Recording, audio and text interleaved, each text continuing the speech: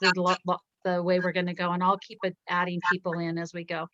So I met Christina and Jessica just recently, and this is Regener8tive. This is our update meeting that we do on Thursdays at noon, and we make sure that everybody has any questions, we get them answered, but we're concise. I met Christina and Jessica through another group with his ISE Media, which is another group that is about truth seekers, and that's what we're as well doing. And so Jessica and or Christina, could you just take just a couple minutes, just really quick, and then let people ask you questions, because I think it's important that we do that kind of dialogue with this taping that we're doing. All right, well, thank you, Rosalie, for introducing me. Nice to meet all of you. I'm the founder of the Free and Equal Elections Foundation, and we came about 12, 13 years ago. Now we've been around, and we're really well known for our presidential debates. In 2008, we hosted, to date, the only nationally televised presidential debate outside of the mainstream Commission on Presidential Debates. And we raised the bar in 2012. Larry King and I co-moderated, reaching modestly tens of millions. And with Free and Equal Elections, we have 5 projects, and we do annual electoral reform symposiums. We started in 2010, and then in 2014, we started our annual United We Stand Festival, uniting artists, thought leaders, conscious, and so on, to spark that conversation, that brings about solutions, and to inspire people to run for office. Our 4th project is Free and Equal TV, which we're doing a real hard launch in May, and interviewing all these artists and thought leaders, and so on. And our 5th project is the blockchain voting app powered by Nexus. So in July 3rd, 4th, we're going to be hosting United We Stand Festival here in my hometown of Cambria, California, Central Coast, just by Big Sur. It's a pretty easy pitch to get people to come out here because it's so gorgeous. And I've lived here almost 10 years. I have a little retail shop that I opened last year around Gems and Stones. That's the headquarters of Free and Equal Elections here in Cambria.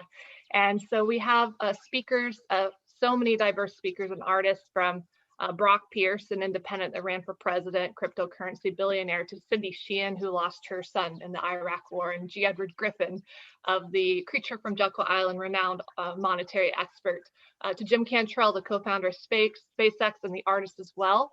And so our bigger vision that we're building out here July 3rd, 4th, which is actually a private event to be live streamed, and we're really on the cusp of breaking through to the masses once again. The bigger vision is building out a 2024 presidential debate tour, a coalition of hundreds, if not thousands, like-minded organizations. The United We Stand Festival will present those presidential debates, up to 10 stops. We did 3 last year in person for our debates. And we will also be building, we did a soft launch last year of our blockchain voting app. We'll be incorporating that into our 2024 vision. So people can vote in the first round of up to 10 debates through instant runoff voting, alternative voting methods, who would be in each round of debates, kind of American Idol style. I'd be co-moderating with celebrities and thought leaders and so on throughout those debates that will be presented. The United We Stand will present that. That blockchain app finally will list every single candidate running for office as well. So we do see through the Gallup polls that there are more independent voters than there are Democrats and Republicans, and congressional races at an all-time low. So I do foresee blockchain voting transforming our elections and bringing about political transparency. So I'm excited to do that, and I'm excited to have Rosalie. It sounds like I just responded to your email. We have a beautiful avocado farm where the event's going to take place. Again, about 200-300 people. The live stream is really the primary focus. And we just landed our co-host for the event as of like today, yesterday. So I sent that information over to Rosalie, the detailed budget that locked in our co-host. And also what we need to go to the next level to build our team, our artists furthermore, and also the live stream awareness that we're capable of achieving once again. Thank you for your time. Great. And I wanted to introduce Bruce Woodbury, if he's available to speak. He is a mainstream, very respected Republican. In fact, I drive with him on the freeway that's named after him around Las Vegas quite a bit. And I wonder if I would get a ticket if I was speeding, if he was in the car. And he says that it doesn't help. So anyway, Bruce, I don't need to have you show your face, but if you will have any questions, I know you know my heart. I know you know what I'm all about, and I'm trying, and I was at an interview today about with the TED Talk, and it was involving moving forward with solutions that really do solve problems for the greater good. And that's not, this two-party system is kind of an issue, and we need to expand on that. So all for it, Christina. So Bruce, do you have any questions, or does anybody else have any questions for Christina at this time? Or Hi, Jessica? this is Bruce.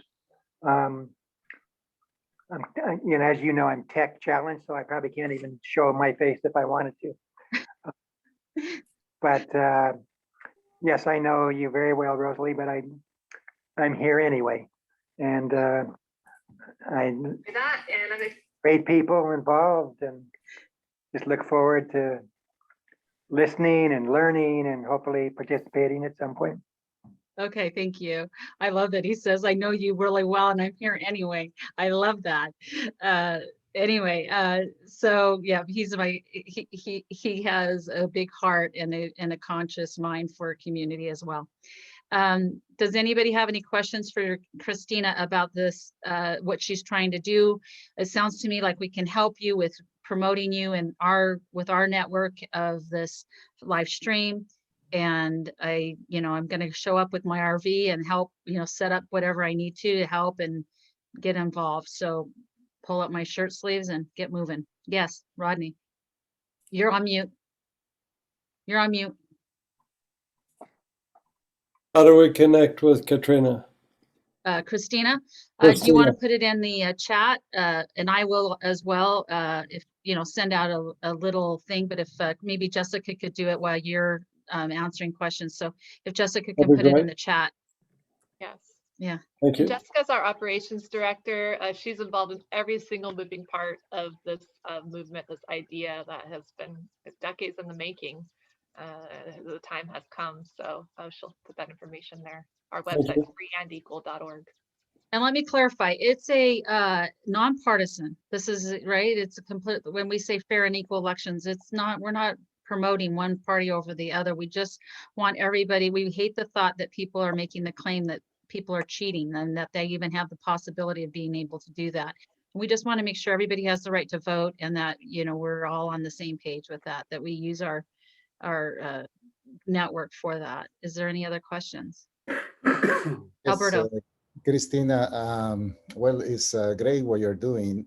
Congratulations. I just have a question regarding the blockchain solution. Is that a very stable platform that is already proven and scalable so that we can, if the solution does its job and creates transparency and accountability for voters, I think the scalability is a key issue. So I was just wondering about that, if you have any comments. Well, our blockchain app is powered by Nexus Earth. So the son of Jim Cantrell, the co-founder of SpaceX, his son Colin Cantrell is powering our blockchain app. He would be the one to best answer to that. What my understanding is, it is the best option we have right now. In 5-10 years, it may become obsolete where something better comes. But I am also being messaged that there are now things coming about to where it cannot be broken. So that's going to be interesting to see. It's still a little bit of an unknown, but I would love for people to just get engaged in the idea of being able to vote through their phone, right? On the debates, which round of debates goes the first, second, third. And we want to inspire people to run for office, targeting the congressional races first. And I do see parties kind of fading away. People are seeing beyond the party lines, and with more independent voters, like I mentioned before, the Democrats and Republicans, civil rights mentors and leaders have messaged to me the need, very much of a need for an independent candidates movement decades ago. So here we are, and we're here to give all those candidates truly a free and equal chance of winning. And this platform is here to really give them that. And we're going to give them those tools as well, long term. Right. And just introduce you, Alberto's our PhD that's also put people up in space and in aircraft. So I appreciate that. So you guys have something in common as far as working in the ethers out there. Paul, did you have a question? Yeah, thanks, Rosalie. Thanks, Christina and Jessica, for joining us.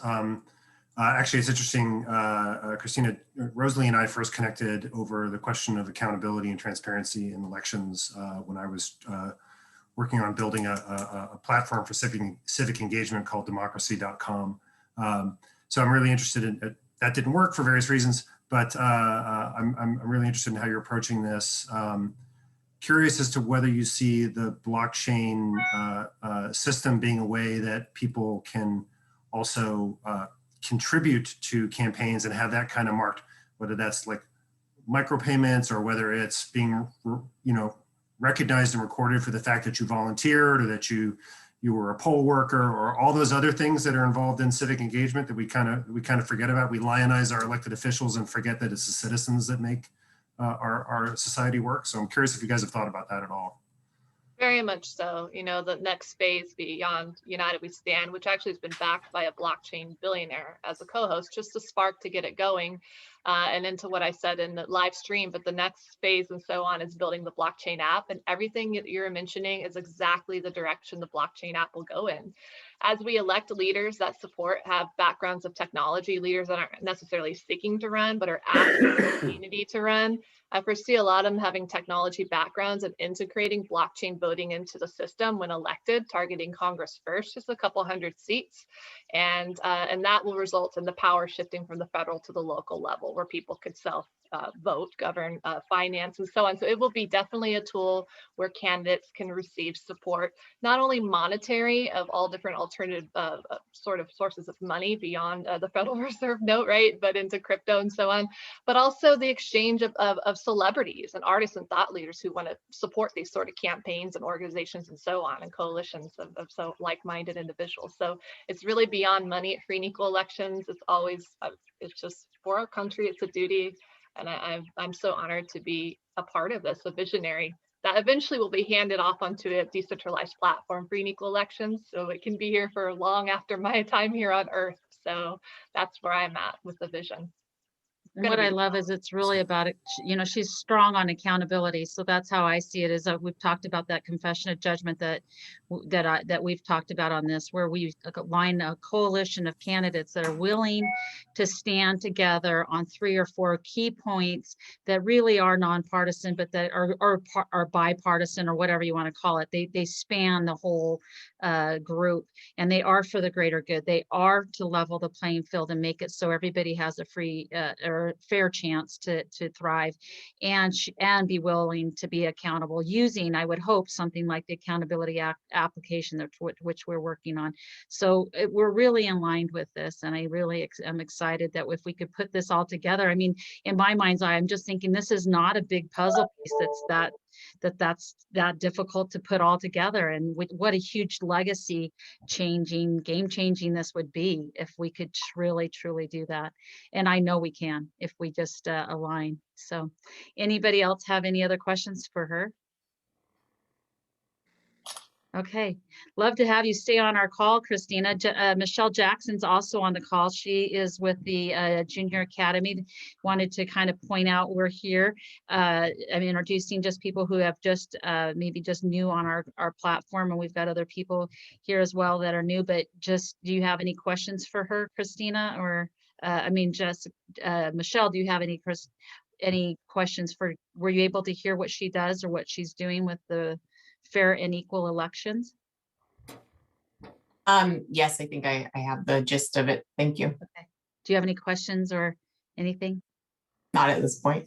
Okay, perfect. So this is the platform that we use, that I would also be showing your students how we go through we've got several different tapings of our entrepreneur discussions and things like that. So this is something that we would be using. Does this seem to be something in line with what we could present to help your students be global thinkers and out of the box thinkers? Because, we need kids that are not stifled and that can just think, oh, this solution could work, and then put a team around them, like the people that are on this call that have done some exceptional things to help them get their visions to the next phase where they can get funding and then be successful. Do you have any questions for us on that?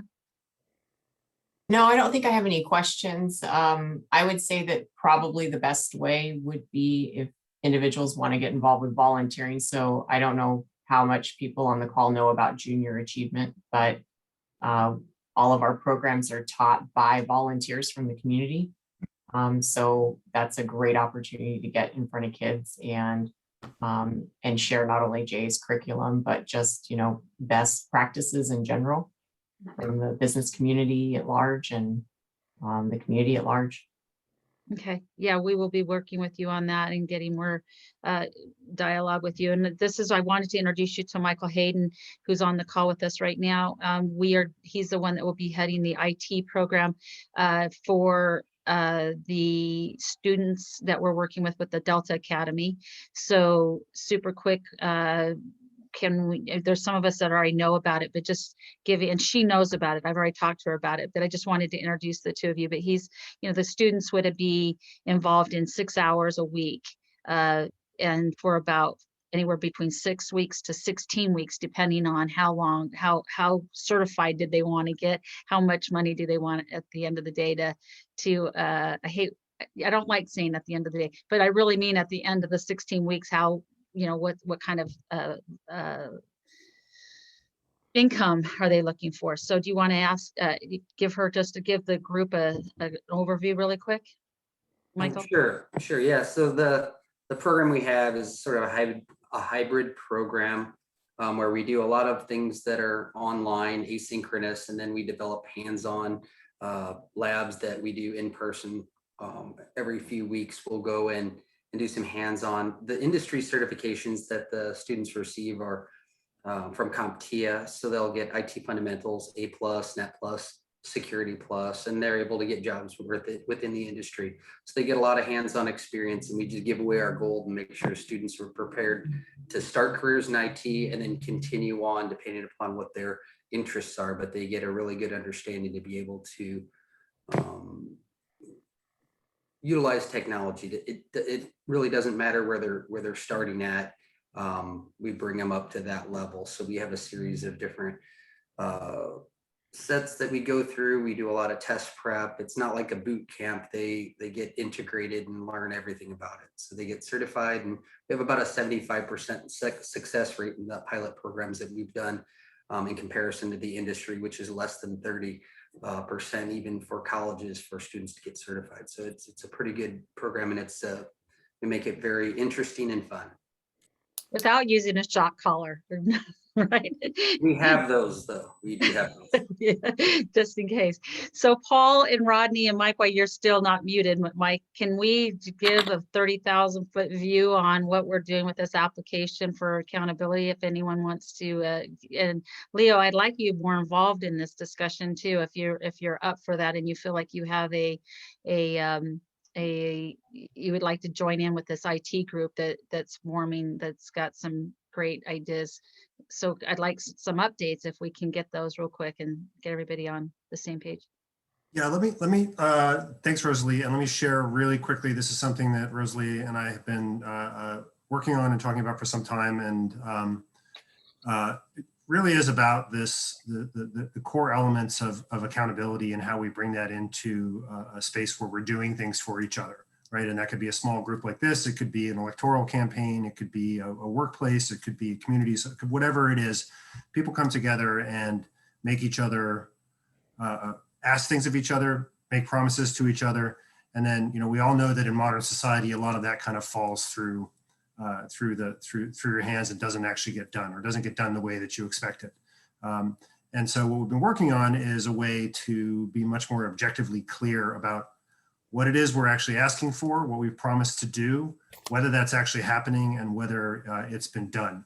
And putting that in a framework that is bounded by human bandwidth, right? The biggest challenge we all have in our lives is not lack of money, lack of physical resources, it's lack of our ability to pay attention and focus on things. And so we want to prioritize those based upon meeting the expectations of our peers. But as I like to say, when you set up your calendar and you get a calendar invite, you have 6 or 8 or 12 hours a day that you're allocating to scheduling time that you're meeting with people, time that you're not meeting with. It's very objective, right? Where are you going to meet, how long, with who, all those sorts of things. But when you double book a meeting, you double book an expectation, right away. When I say I'm going to do something for you, there's no way to check whether I'm double booking, whether I actually have the capacity to do that. So we've been working on creating a piece of technology that will help people, first of all, come into alignment about what they expect of each other, stay focused on that and on the same page with each other, and then prioritize that based on their availability and their relationships. We went through a first version of this, that an app that had some issues, and honestly, again, this is a transparent community. I had some team issues and some other things, so we're taking a step back to think about how we can really refocus it and make sure that this is something that's easily accessible from wherever you are and is sort of pervasive, no matter whether you're on email, Slack, planning program, just using Siri on your phone, however it is. And that's kind of the next step of what we're exploring at this point. But again, you can see, let me, last thing, Rosalie, you can see in this community, when we ask someone to do something, it should be very easy to quickly turn that into something that's frankly a little bit of a bit, like a blockchain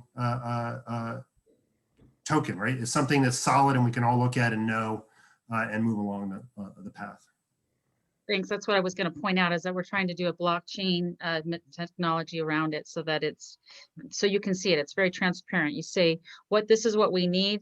If you're looking to help, this is what we're willing to pay for it. And if you're willing to do it, then, and you complete the task and you perform, then this is what you get. So there's no hidden, question on who's getting what. And that's very clear that it's an accountability, but you're also being compensated for your efforts. So, and using blockchain technology. I love it. Rodney's application that he has is what we're trying to put together with Paul. We're going to have another kind of a question overview that and Leo, if you'd like to join us on something like that, I'll have to see if that's a good fit. But Rodney's application that he currently has software will be involved in something like this. Correctly, you've talked to Paul. You guys haven't had that conversation yet, or we're having it today? We haven't talked yet. We Okay. tried to connect this week, and so we couldn't coordinate times. So this meeting was kind of the introduction of the three of us face to face. Okay. So I'll give you a really brief background. We managed activity worldwide in the managed services career that I did. It required that within 15 minutes, anywhere in the world, any time of the day, 7 days a week, 24 hours a day, we knew every situation that came up. We knew who it was assigned to. We knew the specific task had been outlined. And our role was to make sure we communicated that so that on a daily basis, anybody would know exactly where those activities were. We, in our own private company, then needed the ability to do the same thing for our clients. So we created application. It's a relational database application. It's available to anybody on any platform, any device, on the line, on the internet. And primarily what it does is allows anybody to look at any activity in any organizations, any company, by person, by group, or by project, what the current status is within 15 seconds. So what I would show you is how I can demonstrate what I just described. So I currently manage 5 or 6 companies, 2 or 3 active groups, all of my own personnel, and I can see every person's activity within 15 seconds to know whether or not I need to be involved in anything. My primary role as the director, and whatever roles I take on, is to know if anything is stopped and does it need my attention. Okay?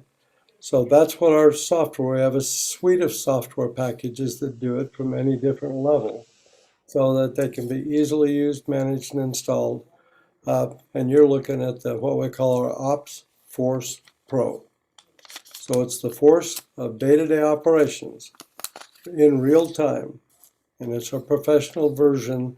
I don't think we're seeing your screen if you're showing something. Okay, I'm gonna switch now. Let's see. You have to give me permission then, Rosalie. Hang on, Rodney, I'm gonna have to have you pause on that. I gotta get to Tony and I'm trying to keep everybody in line here on timing wise. And then I Okay. also have Miss T on the call. I would Okay. love to see her cute little face here in a minute. I have all the women coming in at the last minute that I love. Okay, But Tony, Rosalie, yes, 30 minutes into a 30-minute call. You asked me to stop my day today to present this. And now we're doing everything but that. So I don't mind oh, giving an application, but I was here to coordinate with Paul yeah, and you know what? Hang on just a second. I don't think you Oh. got the email then. There was an email that was sent out just a few minutes ago and Paul asked us not to talk about what we were gonna do until later. So okay, well, okay. yeah, he just sent that out and yeah, sorry about that. He just sent that to you and said that he felt like we should talk about that after this meeting. That's fine. You didn't Uh, see it? Then no, I'm not sitting watching my email. I'm on Okay. this call. I'm Okay. working. But So- you're wasting my time. It's that simple. I just want to let you know, if you ask me to do something, I'm going to show up to do it, but I'm going to expect you to keep your word. Yeah, okay. That's what this Sometimes thing we was have to designed for. pivot. Okay, I appreciate that. I appreciate what you're saying. I'm Yeah. not going to try to debate anything. I'm just giving you my honest feedback. 30 minutes, my time is ready to go to the next thing. I scheduled my appointment calendar. I want to do everything I can to help anybody in any way accomplish the goals we're talking about. So I'm going to need to check out Okay. and go to my next appointment. It's not because I'm not interested, but however we can coordinate with whoever you need me to coordinate to have a specific meeting to see if this application or series of applications will work for the organization, then let me know how I can do that. Sounds good. Yeah, Okay. I'll send you an email. I thought that you had seen that. I I, apologize. I'm sorry, Okay. everybody's busy and I appreciate that. And we're yeah. all busy to get something done, so. Yeah, I apologize. Okay, Tony, Everyone, it's good to okay. see you today. Thank you. Okay, thank you. Mhm. Tony? Yes, so I think most everyone here already knows me. I'll do a very quick, brief summary for you. Those that don't, my name is Tony Drexel Smith. For those of you that look me up, be sure to use my middle name, Drexel, Tony Drexel Smith, when you Google me, because there's 10,000 Tony Smiths, but only one Tony Drexel Smith. I've been in the business finance community for 25 years, started in 1995 after I sold my first restaurant. I recognized as an entrepreneur at a young age in my early 20s how imperative it was for entrepreneurs to have experts in finance in their lives. Because as a young entrepreneur, I struggled trying to figure out finance when that wasn't my expertise. So I went out to learn it and spent 25 years. I'm still learning. At the end of the day, I manage due diligence and underwriting, feasibility studies, assessments of companies seeking capital. I spent now 13 years on a due diligence process that's an objective scoring system to determine the feasibility of funding. It also determines the capital probability matrix, which is a system we created wherein the entrepreneur just simply answers 13 questions. We have 8 variables for each of those 13 questions, and that ultimately gives us a most probable to least probable list of the type of capital that's best suited for the situation for which the enterprise and entrepreneur are in. I've been working with Rosalie for a number of years. Rosalie has financed a half a dozen businesses with us over time. She has proven to be an entrepreneur as well as a professional investor. She likes our vetting process. We have now been applying it for a number of years, so we've been able to prove it out that it works. And so we have partnered with Rosalie and her business model here, and it's our goal to support those that are applying for capital through this network that Rosalie is managing in order to apply the scoring system that we have to viable enterprises so that we can recommend the type of capital, where it should get funded, how much, in what tranches, and so on. So I hope that's a Thank good, you. short, quick, to the point, Rosalie. Yeah, thank you. And we'll get on another call to get some updates on the other things that we talked about earlier. And Leo, did you want to say anything? Is there something that you have that you wanted to ask, or, or the group, or? And then I'm good for now. If Okay. other people need to go, I see we're Okay. running out of time here. Okay, T, so really quick, I just wanted to introduce you to everyone. I love her energy. She's a P in our pod, guys. She's a P in our pod. And I love her energy and the things that she stands for. So she's got some big things that she does. And just really quick, I know we're, running out of time here. So and you and I will get on a call afterwards, because you said that you wanted to talk to me offline. So do you want to just tell the group exactly what you do real quick, about in 1 minute and less? Sure. Thank you so much, Rosalie. Hello, everybody. Excuse my appearance. I just got finished working out. I work out for the whole world in the morning, and I was asked to jump on the call. And so I wanted to make sure I got a chance to meet you all, and just kind of sweat it out right now. But yeah, I'm a owner of the Sprinkle Me Social Enterprise. We have a variety of divisions that has been created over the years. I started out in the business of entertainment. And then throughout the years, I created a host of business divisions along the way up to date.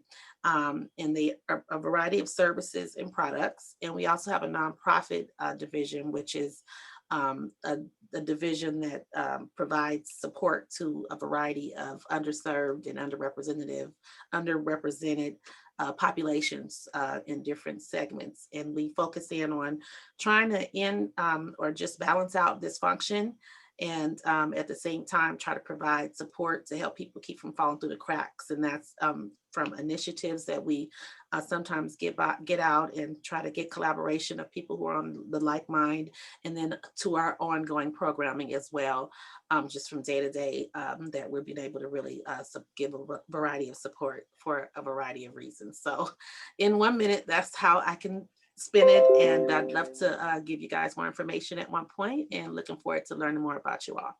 Thank you. And Heather, you're muted, but I didn't know if you needed to say anything. And just wanted to let you know that you're, if you want to. I'm gonna just wrap things up. Go ahead. Hi, everyone. Yes, I've had to take a month helping my lady hospice. Can't hear I you. am giving them. Can't hear you. Yeah, can't hear you. Yeah, can't hear you. Is everyone else having a problem hearing her? Yeah. I can hear the audio. Okay. I can hear. Okay, Mark. Can you hear me? Yeah. Okay, good. Yeah. Oh yeah, her audio is very choppy. Yeah. So Heather, we can't hear you. I'm gonna have to go. Like I said, I tell everyone we're done at 12:30. So I gotta either have you get a different place, different thing. Martin, is there something just really quick, 30 seconds?